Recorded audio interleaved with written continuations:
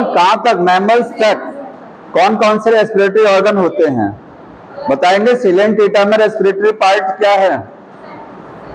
Silent एटा में respiration कैसे होता है? जनरल बॉडी सरफेस, ठीक है। एनिलिडा में किससे होता है? एनिलिडा फाइलम में रेस्पिरेशन किससे?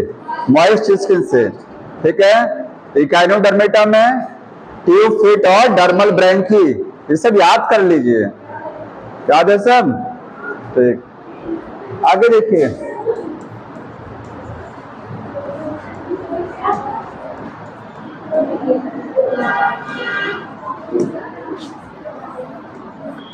आगे हमको पढ़ना है ह्यूमन रेस्पिरेटरी सिस्टम, मनुष्य का, ठीक।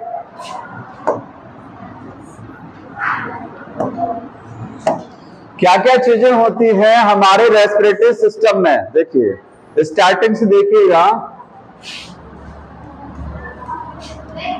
आइए, सबसे पहले एयर कहां से एंटर करता है? नोज से।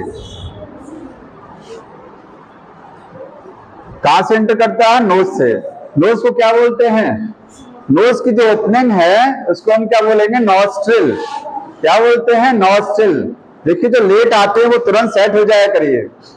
5 मिनट का डिस्टर्बेंस आपका ऐसे हो जाता है, कोई कहेगा मैं क्या, मैं अरे आके शांति पूर्वक बैठ जाइए, जो पढ़ रहे हैं उनको पढ़ने दीजिए, ठीक है। हाँ, बिना कुछ पूछे। देखिए, वन पेयर नॉस्ट्रिल, ये जो नोज की ओपनिंग है उसको क्या बोलते हैं? नॉस्ट्रिल। तो सबसे पहले एयर कहां से एंटर करेगा? नॉस्ट्रिल से। नॉस्ट्रिल से एयर कहां जाएगा? नोज में। तो नोज में जो अंदर ट्यूब लगी हुई है इसको बोलते हैं नेजल चैम्बर, ठीक है, नेजल चैम्बर। तो नोस्ट्रिल से एयर जाएगा नेजल चैम्बर में। ये बता रहे हैं parts of the respiratory system, श्वसन तंत्र के हिस्से। वन पेयर नॉस्ट्रिल, उसके बाद one pair nasal chamber. Book में आगे लिखा है nasal passage, it opens into the nasal passage. आगे का हिस्सा क्या है? ये है नेजोफेरिंक्स। ये कहां खुलते हैं? नेजोफेरिंक्स में। डायग्राम से समझ लीजिए, ये नोज हो गया, ठीक। ये ओपनिंग दिखाई दे रही है, इसको क्या बोलते हैं? नॉस्ट्रिल। ये है नॉस्ट्रिल।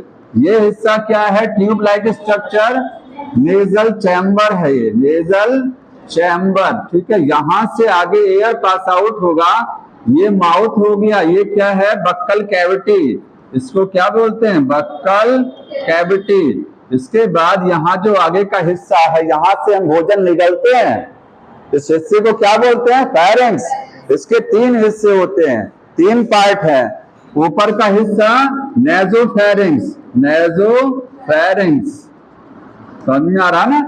इस फेरिंक्स के ग्रिसनी बोलते हैं फेरिंक्स को हिंदी में। उसके 3 हिस्से, नेजोफेरिंक्स, ऊपर वाला हिस्सा जहां पर नोज की, ये जो नोज है ये ओपन होती है। आपकी जो नाक है यहां जाकर के ऊपर की साइड में जहां ओपन होती है, इस जगह पर इसको बोलते हैं नेजोफेरिंक्स। और ये बक्कल कैविटी, मुख गुहा है, ठीक है, ये यहाँ ओपन होती है बीच में, इसको बोलते हैं ओरोफेरिंक्स। इसको डाइजेस्टिव सिस्टम में पढ़ते हैं। इसके बाद नीचे का हिस्सा होता है लैरिंजोफेरिंक्स। क्या होता है? लैरिंजोफेरिंक्स। समझ में आ रहा ना? तो फेरिंक्स, लेकिन इसमें हमको पढ़ना क्या है? हमको इससे मतलब है नेजोफेरिंक्स से, क्योंकि हम क्या पढ़ रहे हैं? श्वसन तंत्र। समझ में आ रहा ना? रेस्पिरेटरी सिस्टम पढ़ रहे हैं हम। तो एयर नेजोफेरिंक्स में, नॉस्ट्रिल से एयर आएगा नेजल चैम्बर में, नेजोफेरिंक्स में। उसके बाद एयर कहां जाएगा आगे? ये आगे है ग्लॉटिस। ये अगला हिस्सा क्या है? ग्लॉटिस, ठीक है। अगला पार्ट क्या है? ग्लॉटिस। ग्लॉटिस में ही अंदर एक पार्ट लगा होगा, इसको आप क्या बोलेंगे? लैरिंक्स। ये है लैरिंक्स।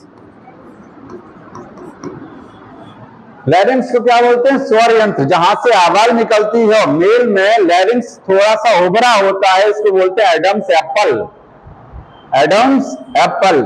मेल में ये पार्ट देखिए, जब पानी पीते हैं तो ये अप एंड डाउन मूव करता है। यहाँ स्ट्रक्चर देखते ना, ये पार्ट कुछ क्या थोड़ा सा उभरा होता है, लैरिंक्स ही है। ये क्या है? लैरिंक्स, जो मेल में थोड़ा सा उभरा हुआ है, ठीक।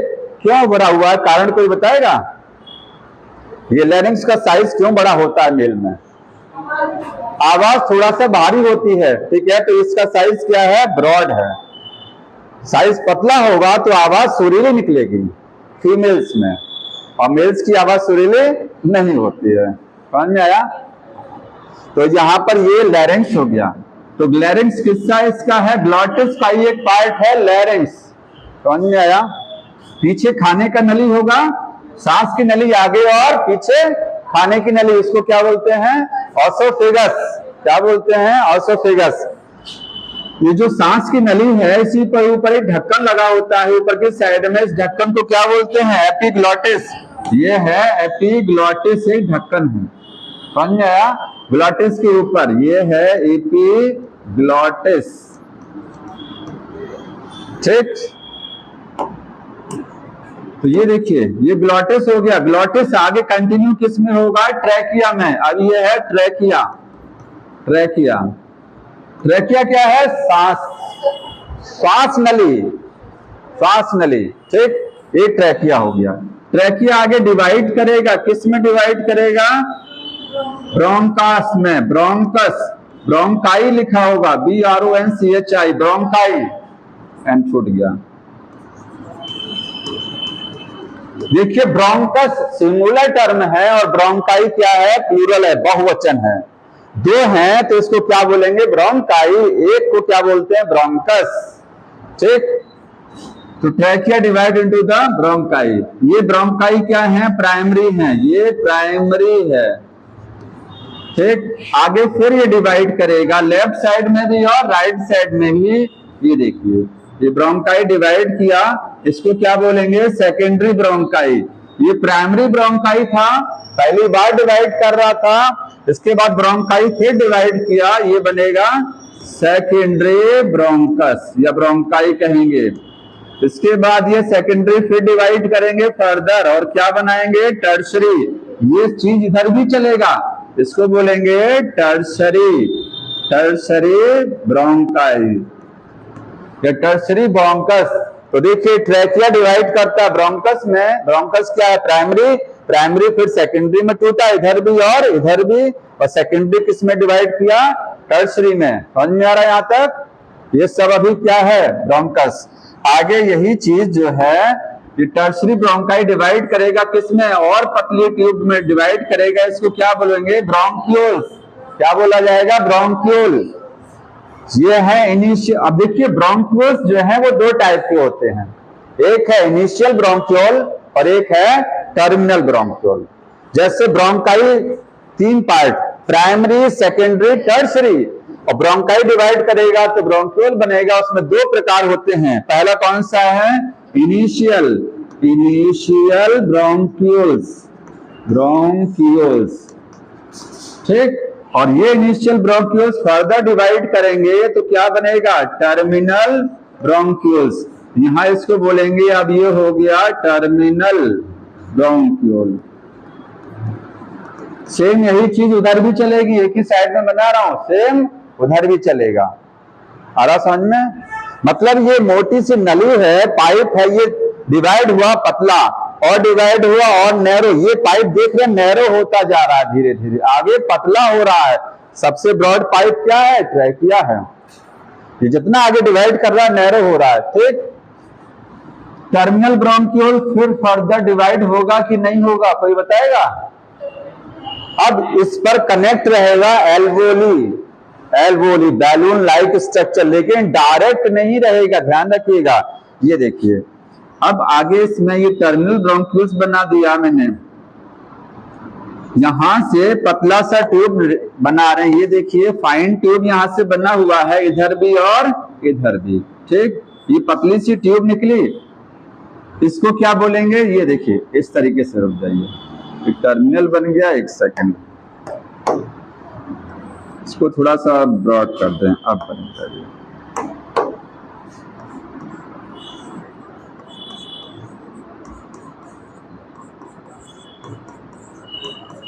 बुक में लिखा हुआ है कि टर्मिनल ब्रोंक्यूल्स पर क्या अटैच रहते हैं? एल्वोली, बैलून लाइक स्ट्रक्चर, ठीक।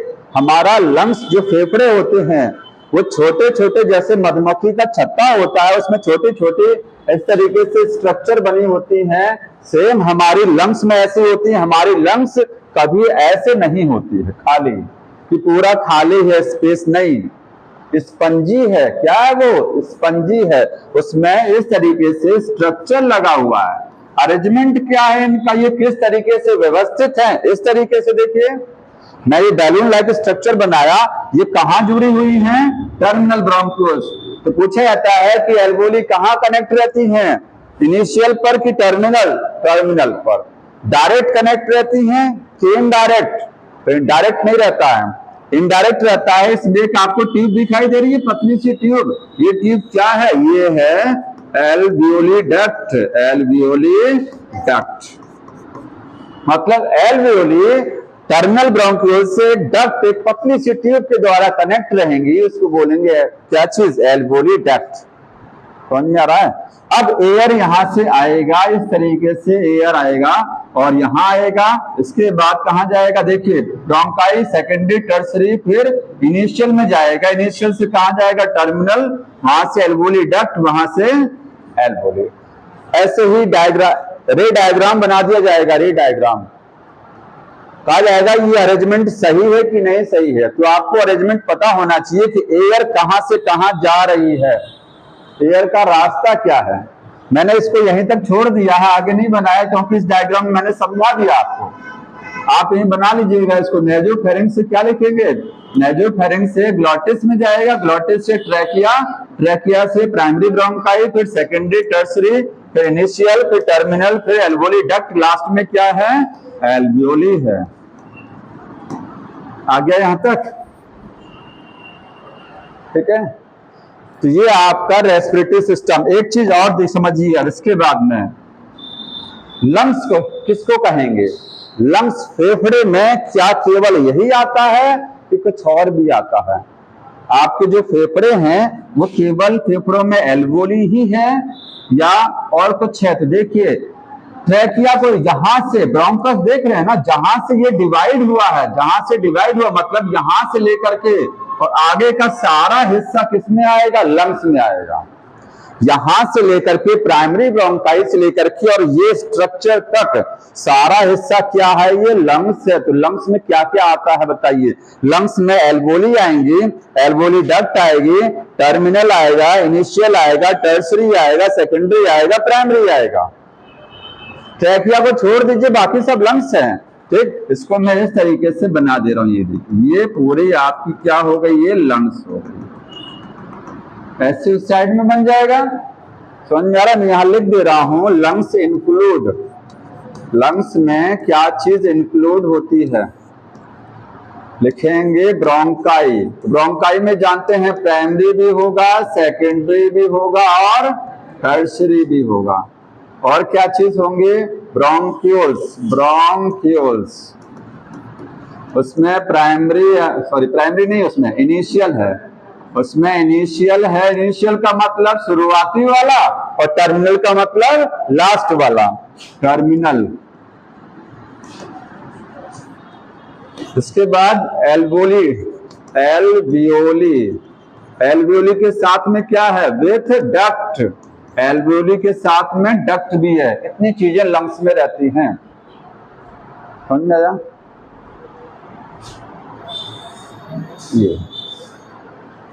ये हो गया। अब एक चीज और समझना है आपको, नोट कर लीजिए, इसको नोट करना हो।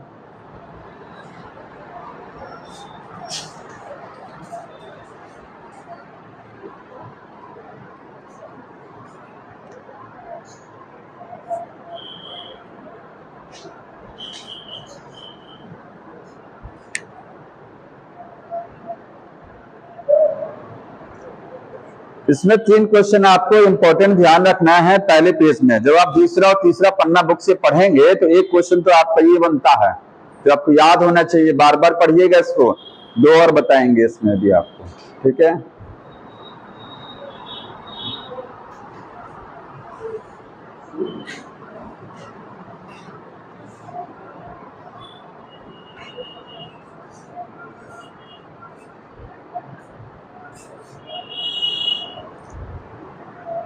हो गया नोट? साथ में नोट करते रहा करिए ताकि फिर हमको ज्यादा टाइम न देना पड़े। बढ़ जाए आगे। अरे यहाँ से स्कैन कर लीजिएगा, इतना सुंदर सुंदर बनाया है, लिखा है, गंदा भी नहीं लिखा मैंने कि आप पढ़ ना पाइए। देखिए एक चीज और समझिए, यहाँ पर ये जो आपको ट्रैकिया दिखाई दे रहा है, इस पर रिंग्स लगी होती हैं। क्या लगी होती हैं? रिंग्स। ये जो सांस की नली है, इसको ऐसे छुएंगे अगर तो यहाँ पर आपको उभार नजर आता है, जैसे लगता है कोई चीज यहाँ टाइट टफ चीज लगा हुआ। देखिए रिंग लगा हुआ है। क्या लगा है? रिंग। देखिए दबाइए इसको, टाइट नजर आ रहा है ना? ये रिंग्स है, कार्टिलेज लगी हुई है। किस आकार की है? सी शेप। इंग्लिश का सी लेटर होता है, केवल आगे ही लगा है, पीछे नहीं लगा है। अगर ये ट्रैकिया है तो केवल आगे ही लगी है, ट्रैकिया की वॉल में लगी होती है। ट्रैकिया की वॉल में, ऊपर नहीं होता है, ट्रैकिया की वॉल में सेट होती हैं कार्टिलेज की बनी हुई सी शेप रिंग्स। ठीक है, ये कहां कहां होती हैं? आपकी ट्रैकिया में हो गई। और कहां होती हैं? ब्रोंकाई में होती हैं। प्राइमरी में होगा, सेकेंडरी में होगा, टर्सरी में होगा, इनिशियल में होगा। इनिशियल देखिए, इसको अलग पेन से बनाना है। इनिशियल में होगा, बस यहीं तक है ना?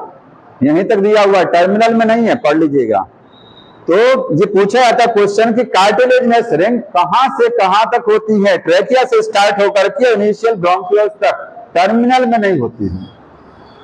ठीक है, यहां लिखेंगे कार्टिलेजिनस रिंग्स। कार्टिलेजिनस रिंग्स ये क्या है? सी शेप्ड है, सी आकार की। इनका शेप कैसा है? सी है। ठीक, डॉर्सल सरफेस पर होती हैं। बॉडी की तो वेंट्रल होगा, लेकिन ये फॉरवर्ड डायरेक्शन, छोड़ दिए इसको। फ्रॉम ट्रैकिया, ट्रैकिया से लेकर के टू इनिशियल ब्रोंक्यूल्स।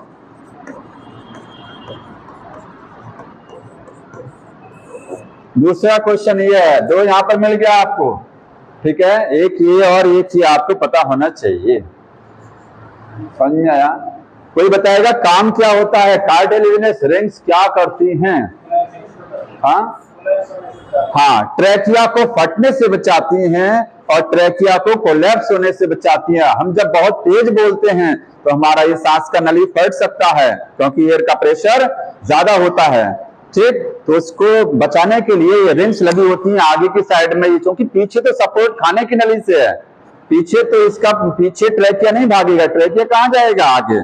जब प्रेशर पड़ेगा तो ये आगे से बस्ट हो सकता है। और दूसरा क्या है, जब इसमें एयर नहीं रहती है, सपोज करिए सांस को रोक लीजिए थोड़ी देर तक, तो ये ट्रैकिया पिचक सकता है, कोलैप्स हो सकता है, चिपक सकता है। उसको भी रोकने का काम ये करती है, क्योंकि ये ट्रैकिया को इसी पोजीशन में बनाए रखती है, ना तो फैलने देंगी ना ही इसको कोलैप्स होने देती है। हाँ, तो इनका काम लिख लीजिएगा, प्रिवेंट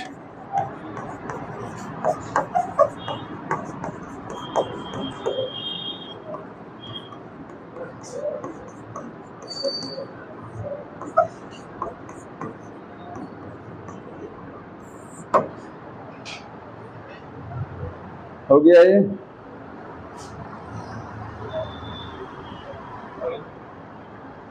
आगे बढ़ जाए, इसके बाद देखिए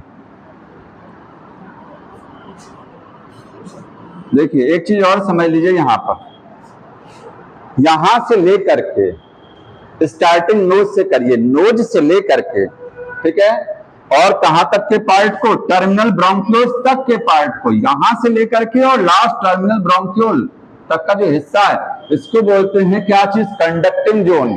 कंडक्टिंग जोन मतलब ये रास्ता बना हुआ है जो एयर को बढ़ाने में, इसी रास्ते से होकर के एयर हमारे कहां तक जाती है? एल्वोली तक जाती है।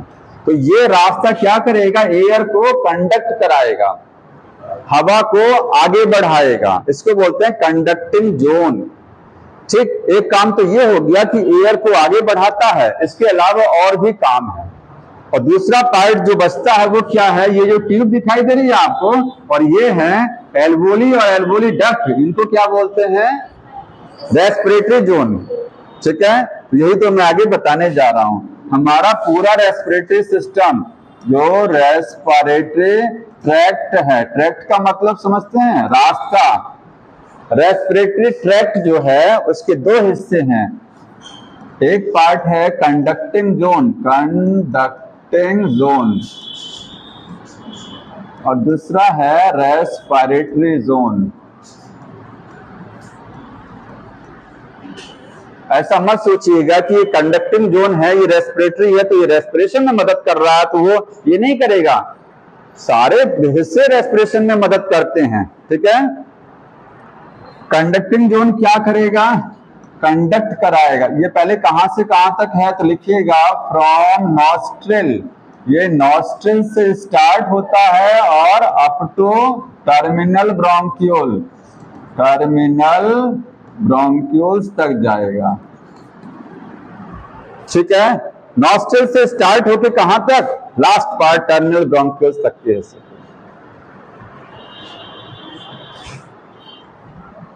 रेस्पिरेटरी जोन क्या है? एल्वियोली आएगा, एल्वियोली एंड एल्वियोली डक्ट, इसमें ये दो पार्ट आएगा।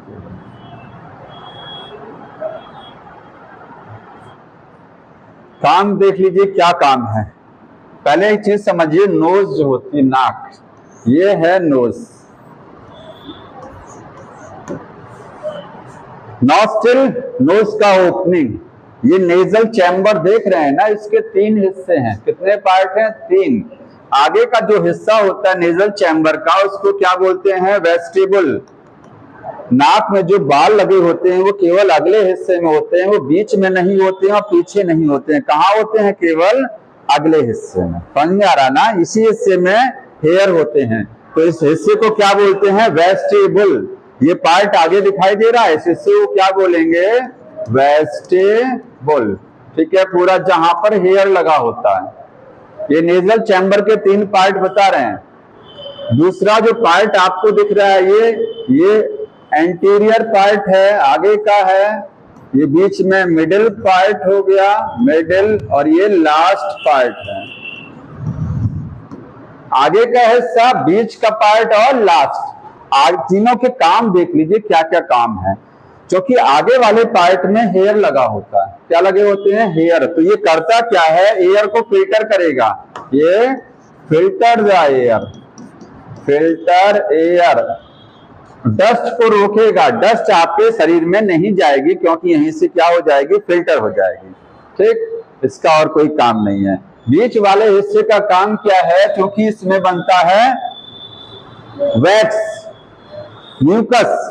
जो कफ बनता है हमारे शरीर में, नाक में जो कफ बनता है, म्यूकस, वो इसी हिस्से में बनता है, मिडिल पार्ट में, ठीक है। तो मिडिल में क्या बनेगा? म्यूकस का प्रोडक्शन होगा, म्यूकस बनेगा। तो काम क्या है इसका? ये पार्ट जो है, जो अगर गर्मी में एयर आ रही है आपकी नाक में, तो गर्म हवा आती है, उसको बॉडी के टेम्परेचर पर लाना जरूरी होता है। और ठंडक में ठंडी हवा आती है, उसको भी बॉडी के टेम्परेचर पर लाना होता है, क्योंकि लंग्स को नुकसान हो सकता है अगर लंग्स में गर्म हवा चली जाएगी तो बॉडी में आपके म्यूकस, जानते हैं पूरे रेस्पिरेटरी सिस्टम में क्या होता है? म्यूकस बनता है। तो ये पार्ट, खासकर ये वाला हिस्सा क्या करता है? एयर को, जो एयर बाहर से आ रही है, चाहे वो गर्म है चाहे ठंडी है, उसको बॉडी के टेम्परेचर पर लेके आता है, 37 डिग्री सेंटीग्रेड। समझ में आ रहा ना? तो ये मेंटेन द बॉडी टेम्परेचर। ये क्या करेगा? मिडिल पार्ट मेंटेन करेगा, maintain temperature of air, temperature of air. मतलब ये पार्ट आपका एयर कंडीशनर की तरह काम करता है। किस तरीके से? एयर कंडीशनर बॉडी का है। लास्ट पार्ट जो है ये ऑल्फैक्टरी पार्ट है। ऑल्फैक्टरी, ऑल्फैक्टरी का मतलब इससे हम सूंघते हैं। स्मेल, स्मेल का पता कहां से लगता है? लास्ट से। इसमें ऑल्फैक्टरी एपिथेलियम लगा होता है, ठीक है। तो ये तीन पार्ट हो गया इसके काम। तो बताएंगे कंडक्टिंग जोन का एक काम। और एक चीज समझिए, ये तो नोज के बारे में हो गया। आगे सांस की नली, ट्रैकिया है, उसमें भी तो अंदर म्यूकस बनता है ना। तो म्यूकस का एक, कंडक्टिंग जोन का एक फंक्शन ये हो गया। दूसरा फंक्शन है ट्रैप माइक्रोब्स।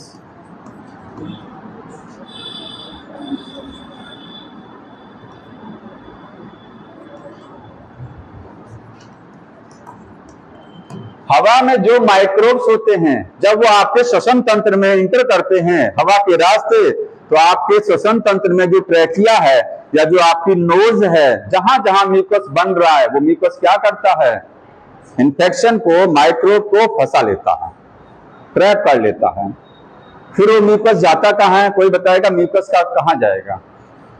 म्यूकस तो हमारी बॉडी में कई जगह बनता है, हार्ट नाल में बनता है, श्वसन रेस्पिरेटरी सिस्टम में। म्यूकस का काम है माइक्रोब्स को ट्रैप करना, चाहे वो इन्फेक्शन खाने के रास्ते जा रहा है, चाहे वो सांस के रास्ते जा रहा है, इन्फेक्शन को फंसाना, ट्रैप। फिर हाँ, तो म्यूकस बाहर निकलता है, ठीक है, या अंदर भी जा सकता है, नहीं जाता है, आपके ऊपर है, आपकी मर्जी, उसको जहां ले जाइए। आप मॉर्निंग में उसको बाहर करिए, या तो अंदर जाएगा, तो वो कहाँ जाएगा, फेफड़ों में नहीं जाएगा, वो सीधे जाएगा आपके डाइजेस्टिव सिस्टम में, ठीक है, वो आपके ओसोफेगस में जाएगा, यहीं से वो वापस ट्रैकिया में इंटर नहीं करता है। जो म्यूकस का इकट्ठा होता है वो आपके एलिमेंट्री कैनाल से होता हुआ बाहर पास आउट हो जाता है। समझ में आ रहा है? तो अल्टीमेटली म्यूकस को बाहर जाना ही है, चाहे नोज के रास्ते जाए, चाहे डाइजेस्टिव सिस्टम के रास्ते जाए। तो म्यूकस का काम समझ में आया। तो कंडक्टिंग जोन का एक काम ये भी है। तीसरा काम क्या होता है? Maintain the temperature of air, maintain temperature of air. Book में एक लाइन लिखा है, humidified, humidified the air. Air को क्या करेगा? ये ह्यूमिफिकेशन करता है उसमें, ठीक है, उसको टेम्परेचर इसका मेंटेन करेगा। और कोई काम लिखा है देख लीजिएगा, एक लाइन में ये पूरा बताया गया है उसमें कि स्पाइट का क्या फंक्शन है। अगला हिस्सा रेस्पिरेटरी जोन। रेस्पिरेटरी जोन में कितनी चीजें हैं? केवल ये ट्यूब और ये एल्वोली, ठीक है। एक चीज बताएंगे, हमारे रेस्पिरेटरी सिस्टम में कौन सा एपिथेलियल टिश्यू लगा होता है? कॉलमनर, सीलिएटेड कॉलमनर वाला कि सीलिएटेड क्यूबॉइड वाला? सीलिएटेड कॉलमनर लगा होता है, लेकिन केवल कहां तक होता है? इसमें है, इसमें नहीं है। जो कहते हैं ना कि हमारे रेस्पिरेटरी सिस्टम में सीलिएटेड कॉलमनर एपिथेलियल टिश्यू लगा है, वो केवल इसमें लगा है। मतलब कह सकते हैं कहां से? आपके यहां से ट्रैकिया से लेकर के और टर्मिनल ब्रोंकियोल्स तक ये लगा होता है। कौन सा? सीलिएटेड। लिखिएगा इसमें क्या है? Ciliated columnar epithelium, columnar epithelium, ठीक है, समझ में आया? अगला part respiratory zone. Respiratory zone में केवल बताया एल्वोली आएंगी, और क्या आएगा? एल्वोली डक्ट आएगी। जब एयर कहां पहुंचती है? जब हमारे शरीर की एयर टर्मिनल ब्रोंकियोल्स तक आ जाती है। कहां आ जाती है? टर्मिनल ब्रोंकियोल्स तक पहुंच जाती है, तो वो एयर कहां एंटर करेगा? वो सीधे डक्ट में जाएगा, और लास्ट में कहां जाएगा? यहां, ठीक है। तो ये दोनों पार्ट क्या करते हैं? ये एयर को क्या करते हैं? तरीके से एक्सचेंज करते हैं। अच्छा, एल्वोली के चारों तरफ ब्लड कैपिलरीज होती हैं, केशिकाएं होती हैं, रक्त केशिकाएं। हमारे फेफड़ों में खून दौड़ता है, ब्लड कहां दौड़ता है? एल्वोली के चारों तरफ क्या होती हैं? Blood capillaries. ये देखो ब्लड कैपिलरीज हैं, ठीक है। यहां पर क्या है? ये सब पूरा ब्लड कैपिलरीज हैं। तो जब एयर इंटर करेगा, जब एयर पहुंचेगा कहां? यहां पर जब एयर आएगा ऑक्सीजन, तो ये ऑक्सीजन यहां से कहां चली जाएगी? ब्लड में चली जाएगी, क्योंकि डिफ्यूजन के द्वारा। किसके द्वारा? डिफ्यूजन। एल्वोली डक्ट इसी का एक हिस्सा है, कुछ अलग नहीं है। एल्वोली का ही एक पार्ट है एल्वोली डक्ट। ब्लड कैपिलरीज इसके चारों तरफ भी हैं, ब्लड कैपिलरीज इसके चारों तरफ भी हैं, ठीक। तो यहां से ऑक्सीजन डिफ्यूज होकर कहां जाती है? ब्लड में। और ब्लड में जो कार्बन डाइऑक्साइड होती है, वो ब्लड की कार्बन डाइऑक्साइड वापस कहां जाती है? एल्वोली में। मतलब कह सकते हैं गैस का एक्सचेंज हो रहा है, यहां पर गैस की अदला बदली की जा रही है। समझ में आया? एल्वोली और एल्वोली डक्ट के माध्यम से। तो यहां पर इसका फंक्शन क्या लिखेंगे? ये रेस्पिरेटरी जोन क्या करता है? ये काम है exchange of gases, exchange of gases, gas को एक्सचेंज करेगा, ठीक है, किसके बीच में, between alveoli, alveoli and blood, जो ब्लड है इसके चारों तरफ, उससे और एल्वियोली में गैस का आदान प्रदान किया जाएगा। तो रेस्पिरेटरी जोन ये मेन रेस्पिरेशन में मदद करेगा। यहां कौन सा टिश्यू लगा होगा बताओ जी, गैस का एक्सचेंज कराना है, यहां पर सिंपल स्क्वैमस, क्योंकि सिंपल स्क्वैमस वहां होता है जहां पर कोई किसी चीज का या तो एब्जॉर्प्शन होता है या तो आदान प्रदान, क्योंकि मेम्ब्रेन बहुत पतला होना चाहिए, और सबसे पतली मेम्ब्रेन किसकी बनी होती है, सिंपल स्क्वैमस। तो यहां लगा होता है सिंपल स्क्वैमस।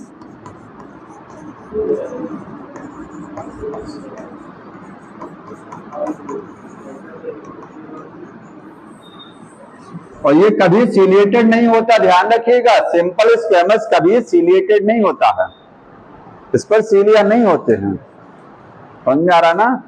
बाकी कॉलमनर पर सीलिया है और क्यूबोडियल पर सीलिया हो सकते हैं।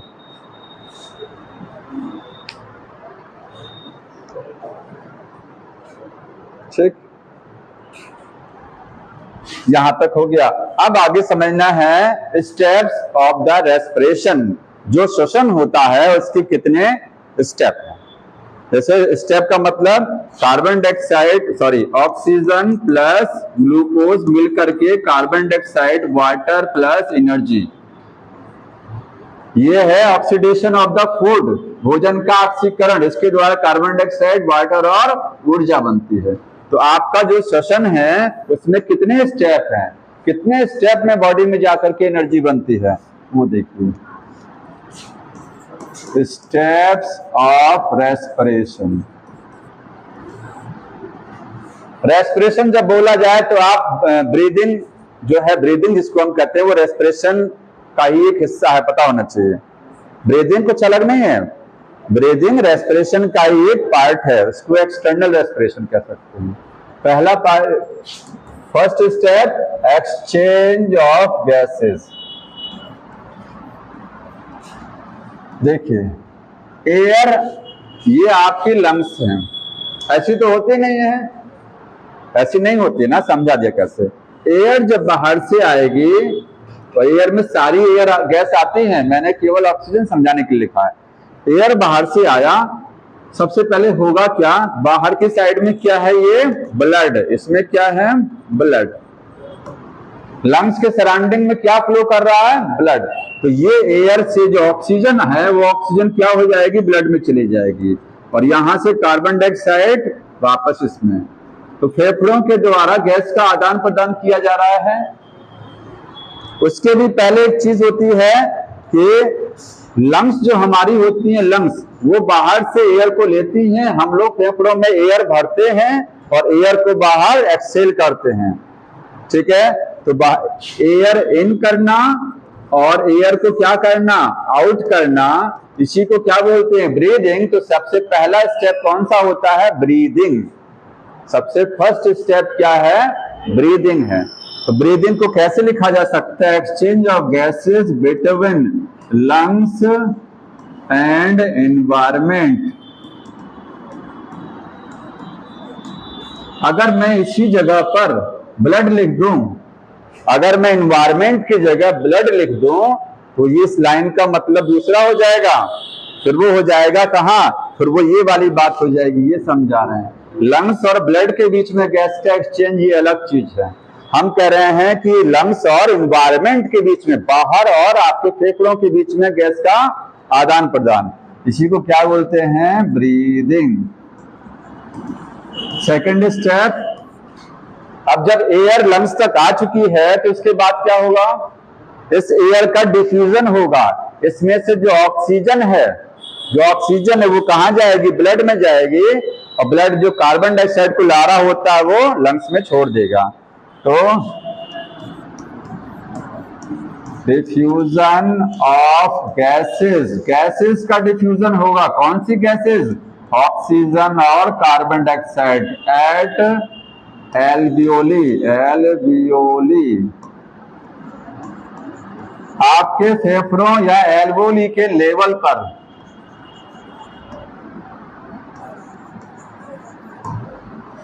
एल्वियोली के लेवल पर, ठीक है। या आप कह सकते हैं between, between alveoli and blood. यहां तक समझ में आ रहा है? एल्वियोली और ब्लड के बीच में गैस का क्या होगा, आदान प्रदान होगा। तो गैसेस डिफ्यूजन के माध्यम से जाती हैं, ठीक। अब जब ऑक्सीजन ब्लड में पहुंच जाएगी, ब्लड में क्या आ गया, ऑक्सीजन, तो ये ऑक्सीजन कहां जाएगी, ये टिश्यू तक पहुंचाई जाएगी। कहां जाएगा, ये टिश्यू, समझ रहे हैं ना। ऑक्सीजन जब आपके फेफड़ों में आ जाती है, फेफड़ों से चली गई ब्लड में, और ब्लड से फिर वो कहां जाएगी, फिर बॉडी के सारे पार्ट में पहुंचाया जाएगा। तो इसको क्या बोलते हैं, ट्रांसपोर्ट। ये तीसरा स्टेप क्या है, ट्रांसपोर्ट ऑफ गैसेस। गैसेस का क्या करना, ट्रांसपोर्ट करना। ब्लड आपका गैस का ट्रांसपोर्ट करता है, बहुत सारी चीजों का ट्रांसपोर्ट करता है ब्लड, गैस को भी। कौन सी गैस, ऑक्सीजन और कार्बन डाइऑक्साइड। ये गैस का ट्रांसपोर्ट कहां हो रहा है, ये लंग से फेफड़ों तक, लंग से बॉडी के पार्ट टिश्यू तक जाएगा, और टिश्यू से वापस कहां आएगा, लंग्स तक। समझ में आया? क्योंकि हार्ट आपका एक साइड से ऑक्सीजन को भेजता है, तो दूसरी साइड से कार्बन डाइऑक्साइड को रिटर्न भी कराता है। तो ये प्रक्रिया साथ साथ चल रही होती है। समझ में आया? तो transport of gases between the lungs and tissue, lungs और टिश्यू के बीच में गैसेस का क्या होगा, ट्रांसपोर्ट किया जाएगा। समझ में आ रहा, नहीं आ रहा, ठीक, यहां तक हो गया। अब जब टिश्यू में ऑक्सीजन पहुंच गई, टिश्यू में क्या पहुंच गया, ऑक्सीजन, तो ये ऑक्सीजन टिश्यू में कौन ले जा रहा है, ब्लड। सपोज करिए ये ब्लड की वेसल है, ये ब्लड में ऑक्सीजन आ रही है, ये टिश्यू में कैसे जाएगा, हमारा ब्लड में जो ब्लड है, तो ब्लड जानते हैं ओपनली फ्लो नहीं करता, किसमें फ्लो करता है, ब्लड वेसल्स में, ठीक है। तो ब्लड वेसल्स के द्वारा ब्लड डिफ्यूज किया जाएगा, कहां, टिश्यू में, और टिश्यू में जो कार्बन डाइऑक्साइड है वापस कहां भेजी जाएगी, ब्लड में। मतलब गैस का आदान प्रदान दो जगह होता है आपकी बॉडी में, एक एल्वियोली के स्तर पर होता है, यहाँ एल्वियोली और ब्लड के बीच में गैस की अदला बदली की जा रही है, एल्वियोली से ऑक्सीजन ब्लड में भेजी जा रही है, और ब्लड से कार्बन डाइऑक्साइड कहां भेजी जा रही है, एल्वियोली में। और जब यही ब्लड ऑक्सीजन को ले जाकर के टिश्यू में भेजता है, तो यहां पर भी एक बार गैस का एक्सचेंज होता है, किसके बीच में, ब्लड से ऑक्सीजन कहां जाएगा, टिश्यू में जाएगा, और टिश्यू से कार्बन डाइऑक्साइड कहां जाएगी, ब्लड में। तो ये डिफ्यूजन हो रहा है ना, ये गैस का एक्सचेंज किया जा रहा है एक बार फिर से। तो अगला स्टेप है चौथा, exchange of gases.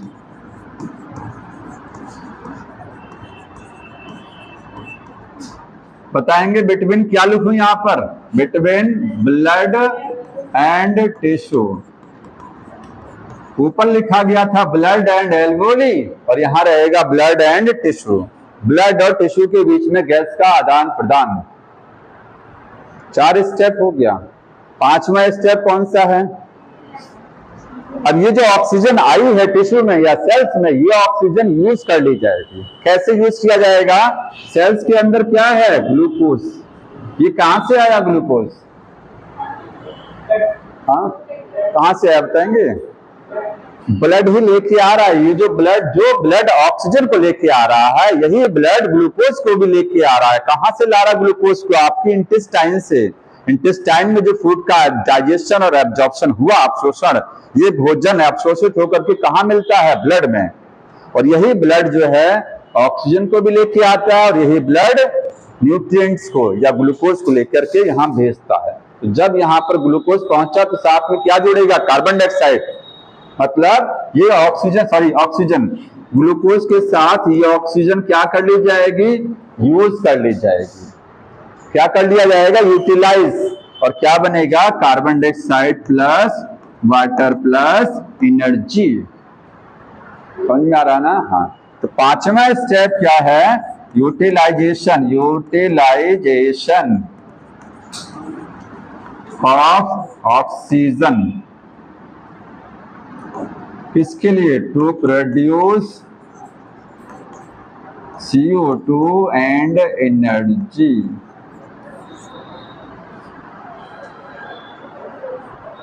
Carbon dioxide का यूटिलाइजेशन नहीं होगा, ध्यान रखिएगा, यूटिलाइजेशन ऑफ ऑक्सीजन।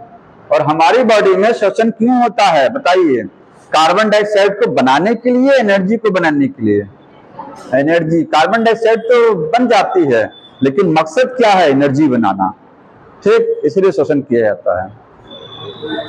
हाँ, कुछ पूछना तो बताइए। जल से पानी जो पीते हैं वो वाली पानी से ऑक्सीजन नहीं ली जाती, ध्यान रखिएगा। हम लोग पानी वाले जीव नहीं है कि हम पानी से ऑक्सीजन खींच लेंगे, नहीं, समझे? पानी से ऑक्सीजन हम लोग तोड़ नहीं सकते हैं, ये नहीं है। हम लोग एनवायरमेंट की ऑक्सीजन को यूज करते हैं केवल। हाँ, वाटर आपकी बॉडी में बनता है, ये पता होना चाहिए। पानी आप बाहर से पीते हैं, पानी आपकी बॉडी में बनता भी है। कहाँ बनता है? आपकी बॉडी में वाटर बनता है। अगर वाटर नहीं पीजिए तब भी टॉयलेट बनता है। क्यों बनता है टॉयलेट? पानी ना पिए तभी टॉयलेट बनता ना। कैसे बना? अरे फैट नहीं है, ये देखो जी, glucose plus oxygen, carbon dioxide plus water बन तो रहा है ना, ये है ना। ये पानी कहां से बना? ग्लूकोज के टूटने से। तो ये जो वाटर बना, ये वाटर है जो आप वाटर पीते हैं, वो तो है, ये साथ में एक वाटर आपकी बॉडी में भी बनता है, वो ये है। ये मेटाबॉलिक वाटर है, मेटाबॉलिक उपापचयी क्रियाओं के द्वारा बनने वाला जल। ये मेटाबॉलिज्म है ना, रिएक्शन क्या है? मेटाबॉलिज्म। आ रहा ना, यहां तक हो गया? और किसी कोई समस्या इसमें नहीं ना? आगे देखिए, अगला है मैकेनिज्म। हमको समझना है मैकेनिज्म ऑफ ब्रीदिंग। जो ब्रीदिंग है उसकी मैकेनिज्म क्या है, ठीक है, किस तरीके से श्वसन ब्रीदिंग की जाती है, तो उसको समझने के पहले रिब केज समझिए। एक वर्ड है रिब केज, जैसी को बोलते हैं थोरैसिक कैविटी। थोरैसिक कैविटी, पिजड़ा जानते हैं? पिजड़ा, वैसे हमारा ये पिजड़ा है जिसके अंदर हमारे फेफड़े हैं। हड्डियों का बना हुआ एक क्या है? कवच है, एक पिजड़ा है, उसके अंदर हमारे फेफड़े सुरक्षित हैं। उस पिजड़े को क्या बोलते हैं? रिब केज या थोरैसिक कैविटी बोलते हैं, ठीक है। थोरैसिक कैविटी जिसके अंदर आपके फेफड़े हैं, तो रिब केज या थोरैसिक कैविटी कंटेन लंग्स। इसके अंदर क्या होती हैं? लंग्स होती हैं, एक जोड़ी लंग्स होती हैं इसके अंदर, समझ में आया? अब ये रिब केज, ये पिजड़ा बनता कैसे है? इसको बनाने के लिए देखिए,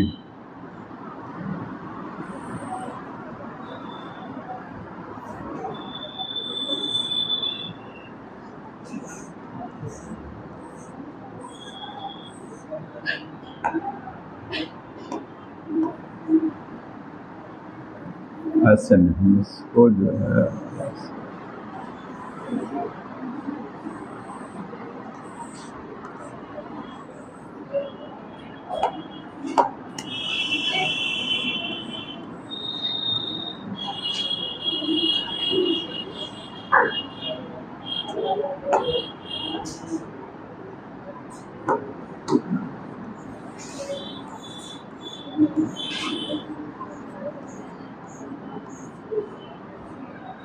देखिए, सामने एक हड्डी होती है, एक बोन दिखाई दे रही है, इसको बोलते हैं चेस्ट बोन। क्या बोलते हैं? चेस्ट बोन या स्टर्नम। तो रिब केज कैसे बनेगा? इसको बनाने के लिए ये साइड कौन सी है? डॉर्सल की वेंट्रल? ये वेंट्रल है, डॉर्सल पीछे वाली है, ये वेंट्रल साइड है, ठीक है। तो जो वेंट्रल साइड है, वेंट्रल साइड, उस पर एक हड्डी लगी होती है स्टर्नम। तो पहली हड्डी कौन सी है रिब केज में? स्टर्नम। आगे इसको चेस्ट बोन भी बोलते हैं। क्या बोलते हैं? चेस्ट बोन है ये। पीछे की साइड में जैसे पिजड़ा बनता है, तो देखिए आगे की साइड में ये चेस्ट बोन बन गया स्टर्नम, और साइड में क्या है फिर? ये पसलियां हैं, और पीछे की साइड में क्या है, रीढ़ की हड्डी, समझ रहे हैं ना। बैक साइड में क्या लगा होगा, वर्टिब्रल कॉलम। तो डॉर्सल साइड पर, डॉर्सल साइड यहां नहीं दिखाया गया, ये स्टर्नम है, बीच की लाइन क्या है, ये स्टर्नम है। पीछे की साइड में क्या होगा, इसके आगे स्टर्नम, पीछे क्या है, वर्टिब्रल कॉलम। तो डॉर्सल साइड पर रहेगा वर्टिब्रल कॉलम, हो गया। किनारे की साइड पर क्या रहेंगी, पसलियां, 12 जोड़ी रिब्स होती हैं, 12 पेयर रिब्स रहेंगी, वो लेटरल साइड पर रहती हैं। तो लेटरल साइड, लेटरल साइड पर क्या रहेगा, रिब्स रहेंगी, ठीक। कितनी जोड़ी पसलियां रिब केस बनाती हैं, कितनी जोड़ी पसलियां रिब केस बनाती हैं, ये 11 और 12 जोड़ी नंबर छोड़ दीजिए, क्योंकि 11 और 12 वाली जो होती है वो ऐसी, ये 11th और ये 12th, वो कहीं जुड़ती नहीं है। 2 जोड़ी पसलियां ऐसे मुक्त अवस्था में रहती हैं, पीछे तो जुड़ा रहता है रीढ़ की हड्डी से, लेकिन आगे वो कहीं नहीं जुड़ती हैं। बाकी जो पसलियां हैं आपकी 10 जोड़ी रिब्स हैं, पीछे भी जुड़ा रहेगा और आगे भी जुड़ा रहेगा। वो बात अलग है कि डायरेक्टली या इनडायरेक्टली जुड़ता है, वो अलग चीज है, ठीक है, जुड़ता है। तो ये आपका क्या हो गया, रिब केस हो गया। थोरैसिक कैविटी, इसके अंदर 1 पेयर क्या है, लंग्स होती हैं। एक चीज और छूट गई है, एक चीज समझ लीजिए, हाँ, नीचे की साइड में क्या है, डायाफ्राम। तो बताएंगे ये साइड कौन सी है, एंटीरियर, देखिए डॉर्सल, वेंट्रल, लेटरल, आगे की साइड होगी एंटीरियर और ये साइड होगा पोस्टीरियर। तो एंटीरियर साइड पर कुछ नहीं होता है, पसलियों का जो, ये जो पसलियां आपकी दिख रही हैं ना, ये पसलियां जहां तक होती हैं पूरा ऊपर तक, तो आप कह सकते हैं कि एंटीरियर साइड में ये पिंजरा ऑटोमेटिक ऐसे ही बंद रहता है, बीच में केवल खाने की नली और सांस की नली के लिए रास्ता बना होता है। नीचे की साइड में डायाफ्राम दिख रहा है, गुंबद के आकार का डायाफ्राम। तो यहां पर क्या है, वेंट्रल साइड, एक चीज छूट गई, वेंट्रल नहीं, सॉरी, पोस्टीरियर, क्या बोलेंगे इसको, पोस्टीरियर साइड पर क्या है, डायाफ्राम। बताइए हमारी थोरैसिक कैविटी और हमारी एब्डोमिनल कैविटी को सेपरेट कौन करता है, वेरी गुड, डायाफ्राम। आपका ये चेस्ट कैविटी और ये कैविटी जिसमें पूरी आंत है वो है एब्डोमिनल कैविटी, बीच में पार्टीशन जो बना है वो क्या है, डायाफ्राम। सेपरेशन के लिए डायाफ्राम होता है, ठीक। तो इतनी चीजों से क्या बनता है, ये रिब केस बनेगा। एक चीज और बताना छूट गए, ये जो ट्रैकिया है बुक में लिखा गया है, ये ट्रैकिया ये डिवाइड करता है किसमें, ब्रोंकाई में। ये कहां डिवाइड करता है, फिफ्थ वर्टिब्री, 5वें नंबर की जो रीढ़ की हड्डी होती है। अगर पीछे की साइड से आएंगे तो जहां 5वें नंबर पोजीशन आएगी रीढ़ की हड्डी के, वहीं पर क्या है, ये ट्रैकिया डिवाइड कर जाएगा, ट्रैकिया डिवाइड। ऐसे भी कह सकते हैं कि trachea divides into the bronchus in the mid thoracic cavity. Thoracic cavity समझ रहे हैं ना, अरे देख लो इधर, ये आपका थोरैसिक कैविटी है, इसका बीच का हिस्सा एकदम ये है, अगर कहेंगे बीचों बीच ये है ना, जहां पर एक तरीके से कह सकते हैं हर्ट है। तो मिड थोरैसिक कैविटी, जब ट्रैकिया सांस की नली आती है तो यहीं पर आकर के वो यहीं पर आकर के डिवाइड हो जाती है। तो उसको नोट कर लीजिएगा, छूट गया है, ट्रैकिया डिवाइड्स इनटू ब्रोंकस। ये क्वेश्चन आता है, ब्रोंकस में डिवाइड, ब्रोंकाई में डिवाइड करेगा एट 5th थोरैसिक वर्टिब्री। और ये कहां पर है, ये मिड थोरैसिक कैविटी में है। 5वें नंबर वाला थोरैसिक शुरुआत से नहीं काउंट करेंगे वर्टिब्री। जो थोरैसिक है वो है कौन सी वाली, जो आपकी थोरैसिक कैविटी में है। अगर शुरू से देखेंगे तो शुरू से तो सर्वाइकल 7 होती हैं, ठीक है, तो सर्वाइकल तो 7 हो, ये नहीं, ये केवल आपके जो इस रीजन में जो 5वें नंबर की रीढ़ की हड्डी होगी, किसमें, चेस्ट रीजन की बात हो रही है केवल, T1 T2 T3 बोलते नहीं है ये सब, तो T5 पर डिवाइड करता है ये हो गया, यहाँ पर होगा T5। हाँ ये इतना हो गया। इसके बाद देखिए थोड़ा लंग्स के बारे में देख लीजिए। लंग्स जो हमारे फेफड़े हैं, लंग्स हैं, इस तरीके से लंग्स हो गया। ये राइट साइड का हो गया और ये लंग्स क्या हो गया, लेफ्ट साइड का। ठीक है,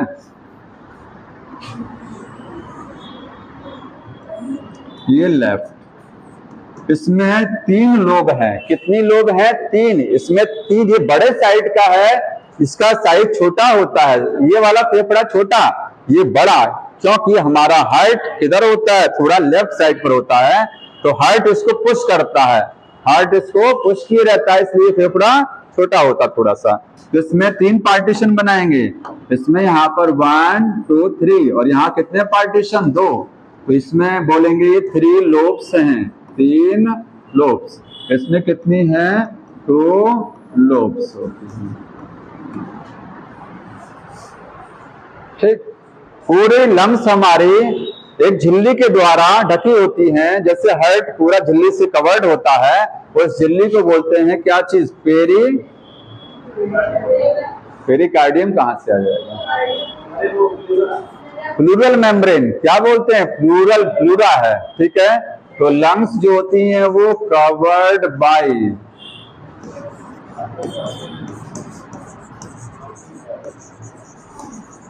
मेम्ब्रेन होती है, प्लूरा, उसके द्वारा। ये डबल वॉल है, इसमें कितनी लेयर हैं? डबल है। और इसके अंदर दोनों झिल्लियों के बीच में ये 2 झिल्ली, देखिए ध्यान से देखिएगा, ये एक लेयर बनाया, एक झिल्ली, और एक लेयर ये बाहर है। पूरा लंग्स 2 झिल्ली के द्वारा कवर रहेगा, चारों तरफ से रहेगा कवर। ये आउटर और ये इनर, बीच में क्या एक लिक्विड भरा, इस लिक्विड को क्या बोलेंगे? Pleural fluid. तो यहां पर बोलेंगे प्लूरा कंटेन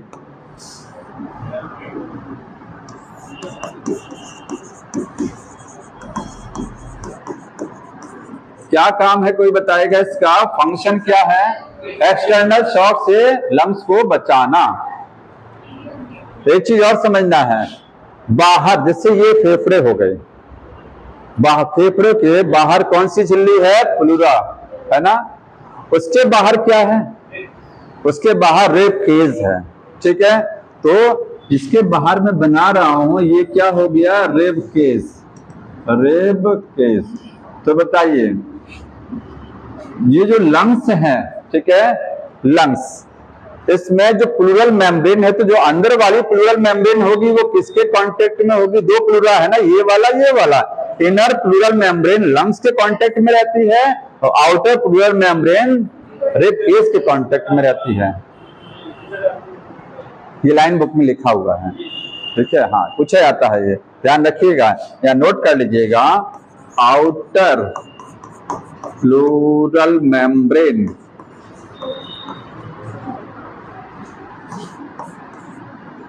कांटेक्ट करेगा, कांटेक्ट विथ रिब केज।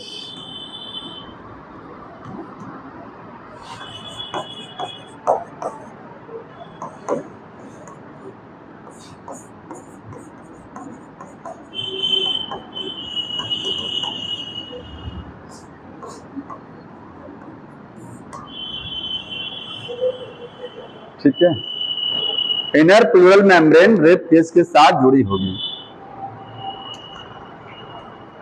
यहां तक हो गया। छोटा छोटा चीजें हैं जो आपको माइंड में रखना चाहिए, सब बुक में लिखा हुआ, यही चीज छूट जाती है। अब ऐसे तो कहेंगे समझ में आ रहा है, कोई समस्या नहीं है, लेकिन ये आपको पता होना चाहिए चीज। एक चीज और समझिए, हम लोग पल्मोनरी वॉल्यूम को चेंज नहीं, पल्मोनरी वॉल्यूम जानते हैं, लंग्स के लिए टर्म यूज किया जाता है पल्मोनरी। लंग्स के लिए हम लोग क्या नाम यूज करते हैं? पल्मोनरी। लंग्स के अंदर जो आयतन होता है, फेफड़ों का आयतन, उसको इंग्लिश में कहते हैं पल्मोनरी वॉल्यूम। ठीक, या पल्मोनरी कैपेसिटी कह सकते हैं। तो हम लोग अपने लंग्स को छोटा बड़ा नहीं कर सकते हैं डायरेक्टली। और ये we can not alter the volume of the lungs directly. एक लाइन सबसे लास्ट में लिखा, पढ़िए बुक में, बुक तो लाते नहीं हो। हाँ, वॉलेंट्री इनवॉलेंट्री नहीं कह रहे हैं। हाँ, इसमें लिखा है we can not alter the volume of the lungs directly. पढ़िए ना, हम लोग अपनी लंग्स का वॉल्यूम डायरेक्टली चेंज नहीं कर सकते। हमारे फेफड़ों का आयतन घटेगा बढ़ेगा, अपनी इच्छा से होगा, हमारी इच्छा से भी होगा। अगर हम चाहें तो रामदेव की तरह सांस लेकर के फेफड़ों का वॉल्यूम बढ़ा लेंगे, ज्यादा एयर को भरेंगे, ऑटोमेटिक अपने आप भी सांस ली जाती है और जबरदस्ती भी सांस को लिया जाता है। वो वॉलंटरी इनवॉलंटरी दोनों में आ गया, ठीक। लेकिन हम फेफड़ों का आयतन डायरेक्ट नहीं बढ़ा सकते। डायरेक्ट का मतलब समझ रहे हैं? फेफड़ों का आयतन बढ़ाने के लिए पिजड़े का आयतन बढ़ाना पड़ेगा, क्योंकि जो पिजड़ा बाहर बना हुआ है उसके अंदर है फेफड़े, और फेफड़े पिजड़े से कह सकते चिपका हुआ है। पिजड़े से फेफड़ा क्या है? चिपका है। अब जहां जहां पिजड़ा भागेगा वहां वहां फेफड़े की दीवार भागेगी, नहीं भागेगी? सोचिए, ये जो पीले रंग की वॉल है, ये किसकी वॉल है? ये लंग्स की वॉल है, ठीक है। और इसके साथ क्या चिपका? ये क्या है? रिब केज, जो पिजड़ा है, रिब केज, हड्डियों का बना हुआ। तो जहां ये दोनों बीच में जो आपको ये झिल्ली दिखाई दे रही है ना, ये झिल्ली, ये सब एक साथ चिपका रहता है। जैसे अगर मैं कहूं ये फेफड़ों की दीवार है और ये क्या है? पिजड़े की दीवार है। ये रिब केज की वॉल और ये क्या है? लंग्स की वॉल। बीच में क्या है? लिक्विड। दोनों क्या है? पकड़े हुए है। जैसे ये आगे भागेगा तो ये भी क्या? फेफड़ा की लंग्स हमारी मूव करेंगी, लंग्स का आयतन बढ़ेगा, ठीक है। रिब केज का वॉल्यूम बढ़ेगा तो साथ में लंग्स का भी वॉल्यूम बढ़ेगा। तो लाइन समझ में आ रही है? लंग्स के वॉल्यूम को हम डायरेक्ट नहीं चेंज कर सकते हैं। बिना रिब केज के आयतन के बढ़ाए और घटाए क्या लंग्स का वॉल्यूम घट बढ़ जाएगा? नहीं बढ़ेगा। पहले तो रिब केज का आयतन बढ़ाना पड़ेगा ना, उसी के साथ साथ वो भी होगा। अगर रिब केज का एक्सपेंड किया, आपका पिजड़ा जो है एक्सपेंड किया, तो लंग्स को फैलना मजबूरी है, लंग्स फैलना ही पड़ेगा, क्योंकि लंग्स इसी के साथ कांटेक्ट में है, वो अपने आप काम नहीं कर सकती हैं। तो डायरेक्ट नहीं चेंज कर सकते हैं हम, पहले इसका वॉल्यूम चेंज करेंगे तब अपने आप इसका भी हो जाएगा। समझ में आया? तो उस लाइन को देखिए, इंपॉर्टेंट लाइन है, वी कैन नॉट अल्टर। अल्टर का मतलब change pulmonary volume, pulmonary volume directly इसके वॉल्यूम को हम चेंज नहीं कर सकते हैं। हम डायरेक्टली किसके वॉल्यूम को चेंज कर सकते हैं? रिब केज को। लिख लीजिएगा, वी कैन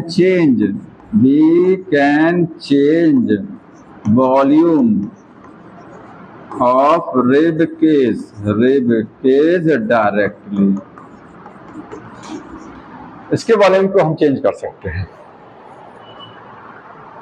ठीक है।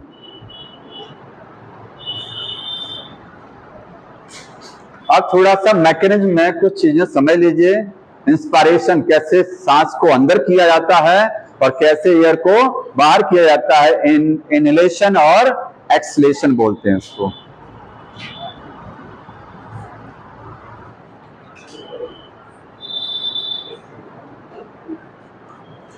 हो गया नोट? ये बढ़ जाए।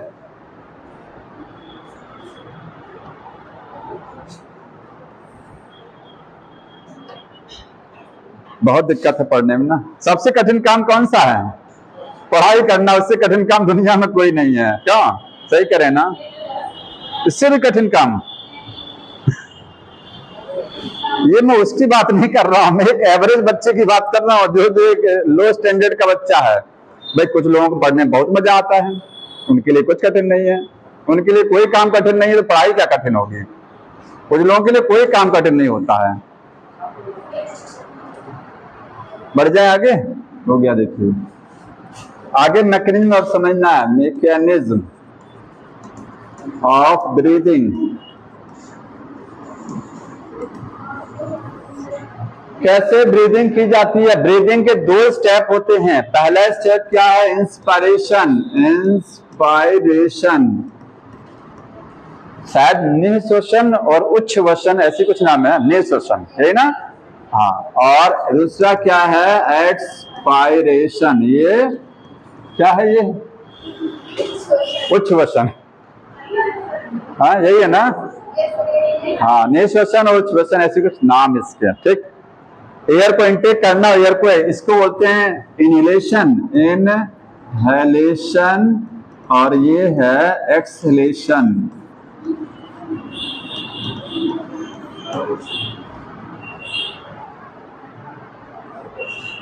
हम लोग डॉक्टर वाली लैंग्वेज नहीं लिख सकते हैं, हम लोग डॉक्टर की राइटिंग नहीं लिख सकते हैं, क्योंकि हमारी राइटिंग को अगर हम गंदा लिख देंगे तो पढ़ेगा कौन? डॉक्टर की राइटिंग गंदी क्यों होती है?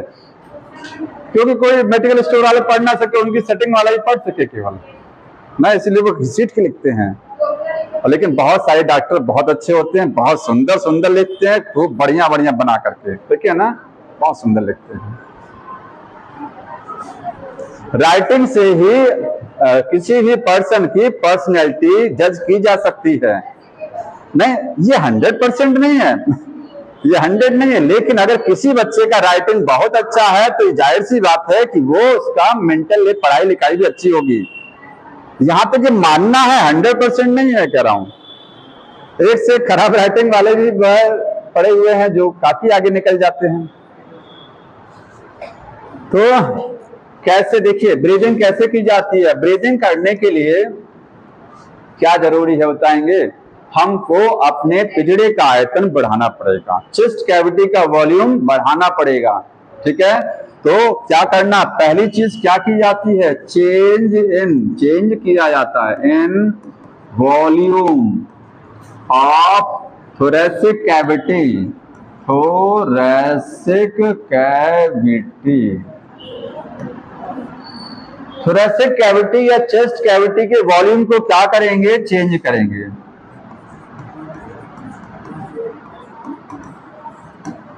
वॉल्यूम घटाएंगे और बढ़ाएंगे। इससे क्या होगा, वॉल्यूम के घटने या बढ़ने से क्या होगा, लंग्स के वॉल्यूम घटेगा बढ़ेगा। अरे भाई, चेस्ट कैविटी या थोरेसिक कैविटी का वॉल्यूम घटेगा बढ़ेगा तो उससे क्या है, लंग्स का वॉल्यूम पर फर्क आएगा कि नहीं आएगा।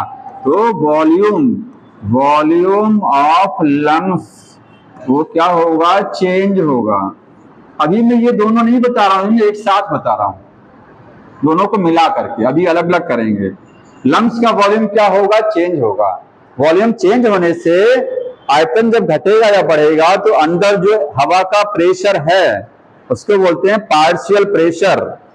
एयर का पार्शियल प्रेशर जो फेफड़े के अंदर है वो चेंज हो जाएगा। अगर फेफड़े सिकुड़ रहे हैं तो पार्शियल प्रेशर ऑफ एयर बढ़ जाएगा, फेफड़े एक्सपेंड कर रहे हैं तो हवा का प्रेशर क्या हो जाएगा, फेफड़ों में कम हो जाएगा। तो जाहिर सी बात है, आयतन बढ़ेगा तो हवा का दबाव क्या होगा, कम, घटेगा तो बढ़ेगा। तो इसकी वजह से partial pressure of gases inside lungs change हो जाए। और इस चेंज होने से होगा क्या, जो एयर बाहर से या तो अंदर आ जाएगी या तो अंदर से बाहर चली जाएगी, ठीक है। ब्रीदिंग हो जाएगी, क्या हो जाएगी, ब्रीदिंग, मतलब इन या फिर आउट, एयर इन होगी या फिर आउट। अच्छा, एयर इन आउट कैसे होगी, कोई बताएगा? फेफड़े का आयतन घटने या बढ़ने से हवा बाहर या अंदर कैसे होती है, due to change in the partial pressure of gases. देखिए, अगर अंदर से फेफड़े सिकुड़ रहे हैं तो हवा का प्रेशर क्या हो रहा, बढ़ रहा है। तो प्रेशर बढ़ेगा तो जाहिर सी बात है बाहर हवा का दबाव उतना नहीं है, तो प्रेशर में डिफरेंस जनरेट होगा। बाहर प्रेशर एयर का कम, फेफड़े में एयर का प्रेशर कंपैरेटिवली ज्यादा, और हाई प्रेशर से लो प्रेशर की तरफ डिफ्यूजन के द्वारा एयर मूव कर जाएगी, विसरण के द्वारा हवा बाहर चली जाएगी। तो जब पार्शियल प्रेशर गैसेस का लंग्स में चेंज होगा तो एक चीज और लिखिएगा, प्रेशर ग्रेडियंट क्रिएट होगा। प्रेशर ग्रेडियंट, ग्रेडियंट का मतलब समझते हैं, डिफरेंस, डिफरेंस क्रिएट होगा। हवा का दबाव में अंतर आएगा, बाहर हो सकता है एयर का प्रेशर कम हो सकता है ज्यादा हो। जब एयर को बाहर रिलीज कराते हैं तो बाहर कम रहेगा, जब हवा को खींचते हैं बाहर से फेफड़ों में, तो फेफड़े में हवा का दबाव कम करना पड़ता है, जिसकी वजह से ब्रीदिंग होगी। ये सारी चीजें संभव कैसे हैं इसमें जानते हैं। अगर ये हो गया तो ब्रीदिंग हो जाएगा ना, तो ये कैसे होगा ये समझना है। अब समझना क्या है, चेस्ट कैविटी का वॉल्यूम घटेगा और बढ़ेगा कैसे, ये समझना है। क्योंकि अगर ये हो गया तो ब्रीदिंग तो हो जाएगी, समझ में आ गया, लेकिन ये कैसे होगा कॉन्ट्रैक्शन रिलैक्सेशन से। तो कॉन्ट्रैक्शन रिलैक्सेशन होगा कैसे, कौन कौन सी मसल्स इन्वॉल्व होंगी वो देखिए। तो लिखेंगे muscles involve in breathing. Breathing में कौन सी मसल्स इन्वॉल्व होती हैं, देखिए पहला है, मैं दोनों का बता रहा हूं, अभी अलग बाद में करेंगे, अलग बाद में पढ़ेंगे, पहले दोनों का जॉइंट एक साथ समझिए। पहला है इंटरकोस्टल मसल, इंटरकोस्टल मसल्स। दूसरा है फ्रेनिक मसल्स, फ्रेनिक मसल्स। और तीसरा है abdominal muscles, abdominal muscles.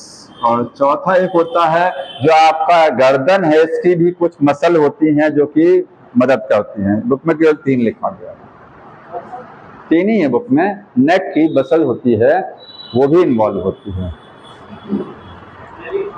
Diagram देख लीजिए,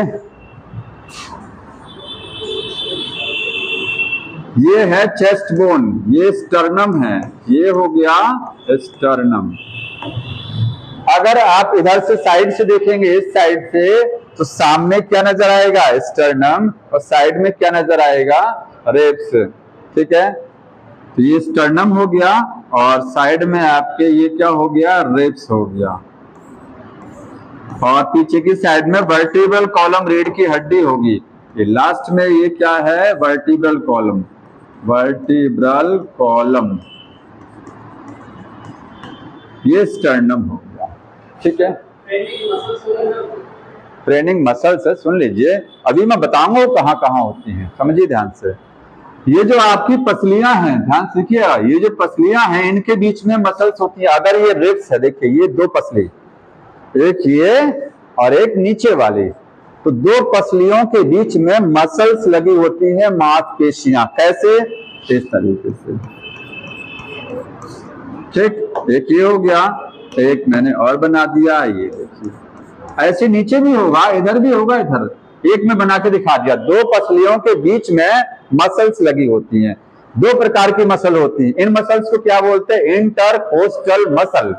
कोस्टल क्यों बोला जाता है, इंटर का मतलब बीच में, इंटर का मतलब बीच में, कोस्टल का मतलब होता है रिब्स। कोस्टल का मतलब क्या है, रिब्स। पसलियों के बीच में जो मसल्स होती है, इंटरकोस्टल, रिब्स के बीच में, उसको क्या बोलते हैं, इंटरकोस्टल मसल। ये 2 प्रकार की हैं, एक्सटर्नल और इंटरनल। तो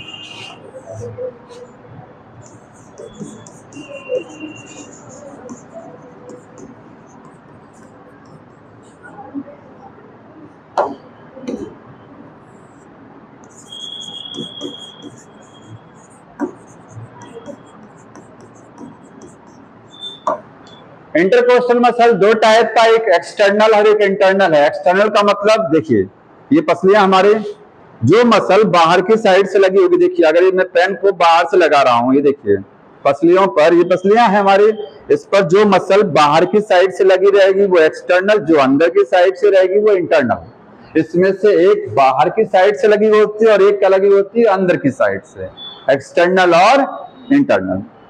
ठीक है, एक मसल ये हो गया। दूसरा मसल है फ्रेनिक, ये कहाँ है, डायाफ्राम में है, इन डायाफ्राम। जो डायाफ्राम है, ये डायाफ्राम, इसकी जो मसल्स होती है इनको क्या बोलते हैं, फ्रेनिक। अगर डायग्राम में बनाएंगे तो यहां आएगा, देखिए ये डायाफ्राम हो गया,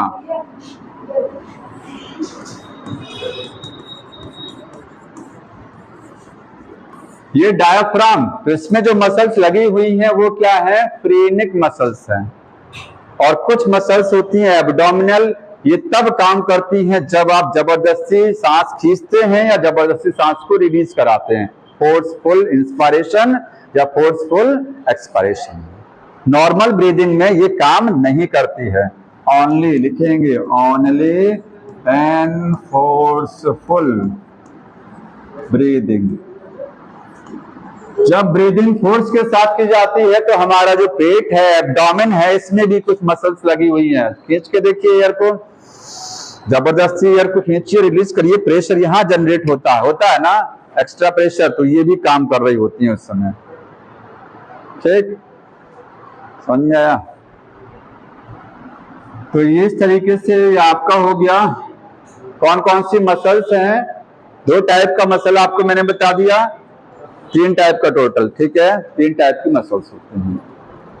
अब थोड़ा सा एक चीज 5 मिनट और समझिए, हाँ 10 मिनट समझेंगे कोई बात नहीं। देखिए 10 मिनट समझ लीजिए। पहला समझना है हमको इंस्पायरेशन मैकेनिज्म में। 2 मैकेनिज्म पढ़नी है, एक एयर को कैसे लेते हैं और एयर को कैसे रिलीज करते हैं। जब इंस्पायरेशन होगा तो बताइए क्या करना होगा। इसमें इंस्पायरेशन में volume of external intercostal and diaphragm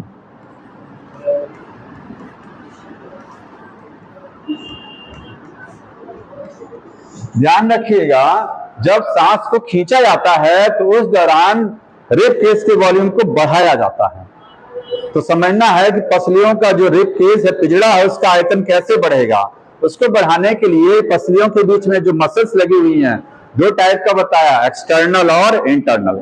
और एक मसल कौन सी है, डायाफ्राम की है। एब्डोमेन को छोड़ दीजिए, वो भी काम नहीं करेगी। तो होगा क्या, कॉन्ट्रैक्शन होगा किसमें, एक्सटर्नल वाली में। एक्सटर्नल मतलब बाहर जो मसल लगी हुई है ये सिकुड़ेगी, और इंटरनल वाली क्या करेगी, रिलैक्स। ये दोनों उल्टा चलता। अगर एक्सटर्नल कॉन्ट्रैक्ट कर रही है तो इंटरनल वाली क्या करेगी, रिलैक्स करेगी। और अगर इंटरनल कॉन्ट्रैक्ट कर रही है तो बाहर वाली क्या करेगी, रिलैक्स करेगी। तो जब इंस्पायरेशन, जब एयर को इनहेल करेंगे उस दौरान एक्सटर्नल इंटरकोस्टल क्या करेगी, कॉन्ट्रैक्ट करेगा। डायाफ्राम की मसल क्या करेंगी, सिकुड़ेंगी। और जाहिर सी बात है इंटरनल का क्या हाल होगा, ये मैं लिख दे रहा हूं, इंटरनल इंटरकोस्टल क्या करेगी, उस समय रिलैक्स अवस्था में रहेगी। ठीक है, जब ये कॉन्ट्रैक्शन होगा तो क्या होगा, volume of chest cavity, volume of chest cavity मतलब थोरेसिक कैविटी, मतलब पिजड़े का वॉल्यूम क्या होगा, बढ़ेगा सीधे। ठीक है, इंक्रीज करेगा। वॉल्यूम बढ़ने से, क्योंकि रिब केस पिजड़े के साथ ही हमारे फेफड़े कनेक्ट हैं, तो जब पिजड़ा बाहर की साइड में मूव करेगा तो फेफड़े का आयतन भी तो बढ़ेगा। तो pulmonary volume increase, pulmonary volume क्या होगा, वो बढ़ जाएगा पहले के मुकाबले। और पल्मोनरी वॉल्यूम, लंग्स के अंदर का आयतन जब बढ़ेगा तो जाहिर सी बात है हवा का दबाव, लंग्स में जो हवा पहले से है उसका दबाव क्या हो जाएगा, कम रहेगा वॉल्यूम बढ़ने से। तो pressure, partial pressure of air क्या हो जाएगा, घट जाएगा बाहर के मुकाबले। बाहर प्रेशर ज्यादा, उसके मुकाबले अंदर प्रेशर कम, क्योंकि लंग्स एक्सपेंड कर गई।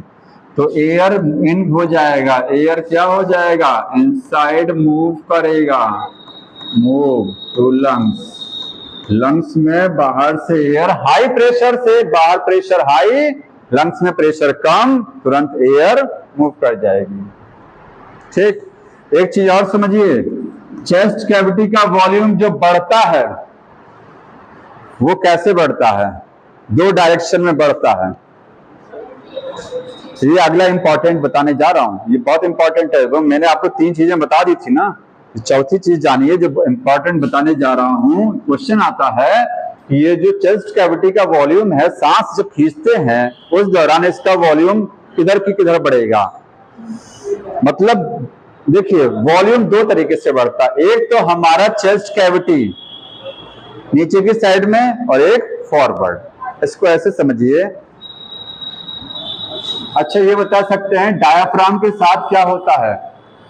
डायाफ्राम सांस लेने के दौरान डायाफ्राम शुरुआत में कैसा होता है? Dome shape. देखिए डायाफ्राम की पोजीशन स्टार्टिंग में ऐसी होती है, लेकिन जब एयर को खींचा जाता है, ये जब एयर को क्या करेंगे, खींचेंगे, तो हमारा डायाफ्राम क्या हो जाएगा? ये फ्लैट, ये डायाफ्राम नीचे आ जाएगा।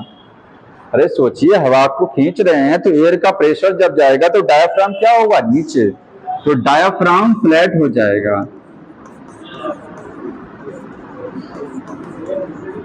पहले कैसा था? Dome shaped. डायाफ्राम कैसा था? Dome shape. तो उसके बाद कैसा हो जाएगा? फ्लैट हो जाएगा। ठीक, तो यहां पर हम एक चीज बताने जा रहे हैं, ध्यान समझिएगा। इंस्पिरेशन में जो वॉल्यूम है चेस्ट कैविटी का, वॉल्यूम ऑफ चेस्ट कैविटी, वो दो तरीके से बढ़ता है। पहला क्या है? एंटीरियर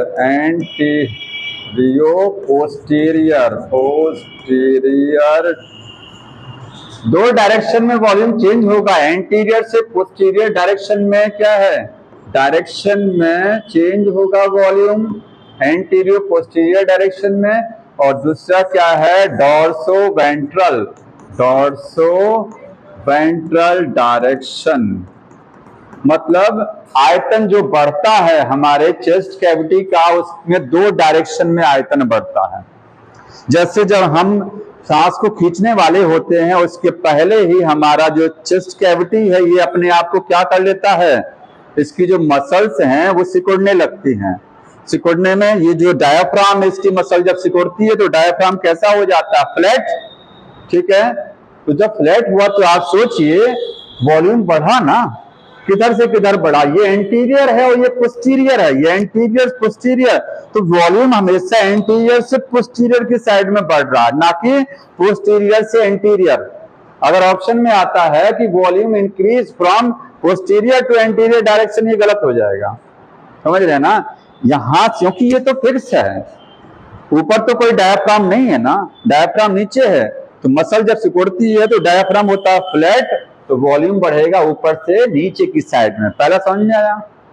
दूसरा वॉल्यूम कैसे होता है? एक तो हम जब सांस खींचते हैं तो वॉल्यूम नीचे, इधर से नीचे की साइड में बढ़ा।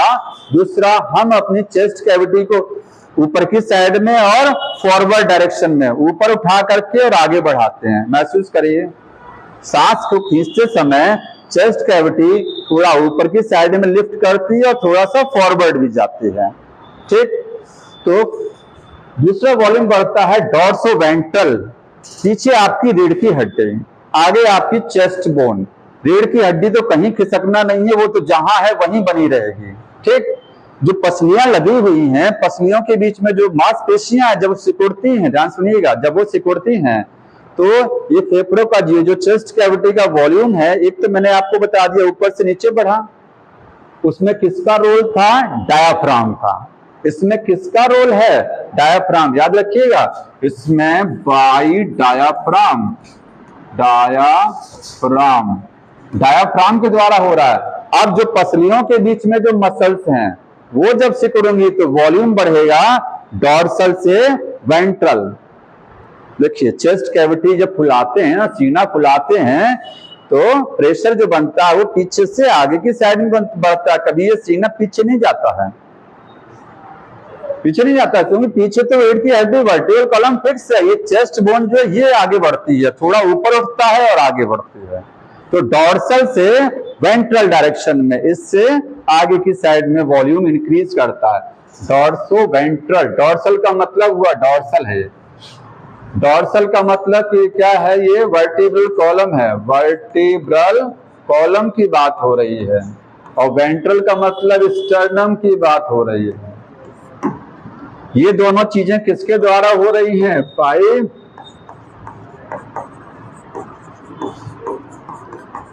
जो एक्सटर्नल कोस्टल मसल है, कौन सी वाली? एक्सटर्नल कोस्टल मसल जब सिकुड़ेगी, कॉन्ट्रैक्ट करेगा, तो वॉल्यूम डॉर्सल से वेंट्रल की साइड में जाएगा।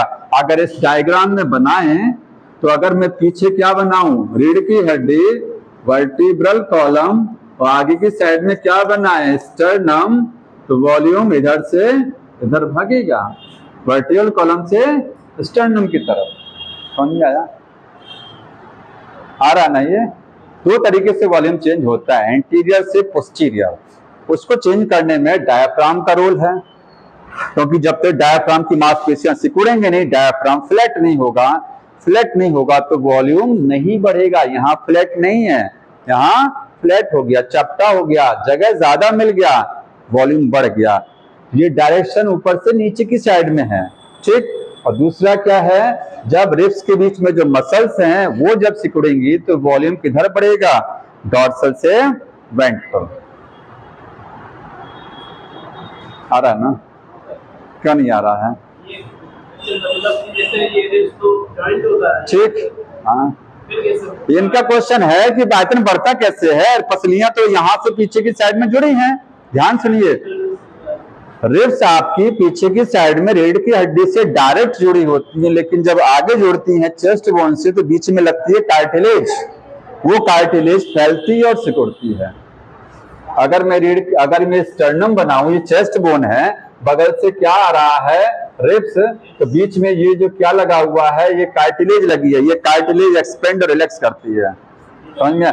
पीछे तो डायरेक्ट जुड़ा हुआ है। अगर ये पीछे भी कार्टिलेज लगती है तो वॉल्यूम हमारा पीछे भी भागता, वॉल्यूम पीछे की साइड में भी चेंज होता अगर वहां कार्टिलेज होती तो, वहां नहीं है।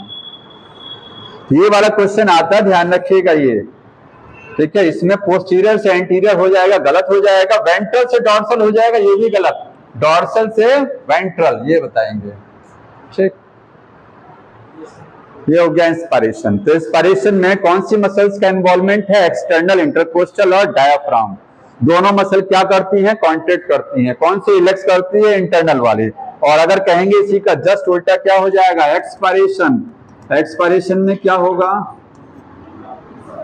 जो कॉन्ट्रैक्ट किया था वो रिलैक्स करेगा, ठीक है, रिलैक्स करेगा, रिलैक्सेशन ऑफ एक्सटर्नल इंटरकोस्टल।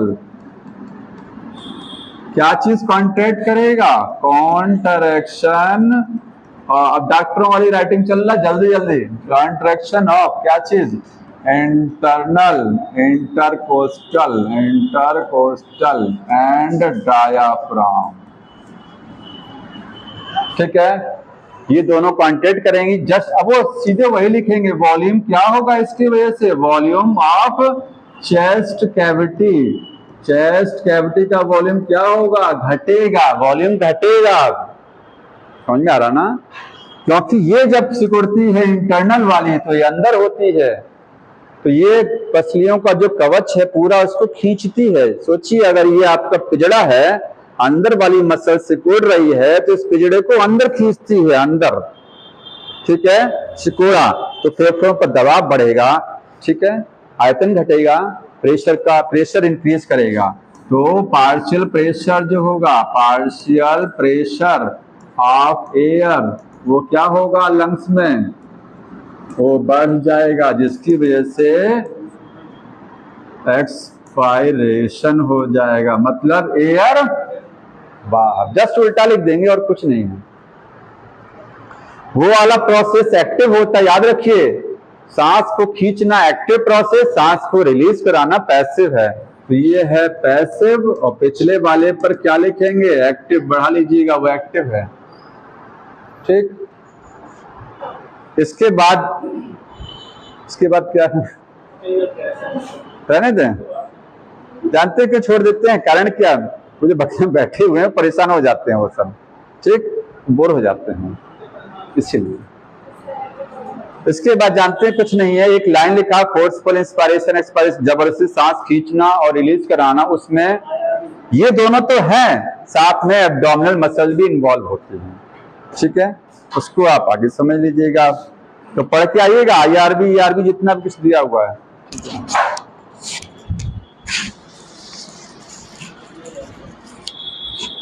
बंद कर दीजिए इसको।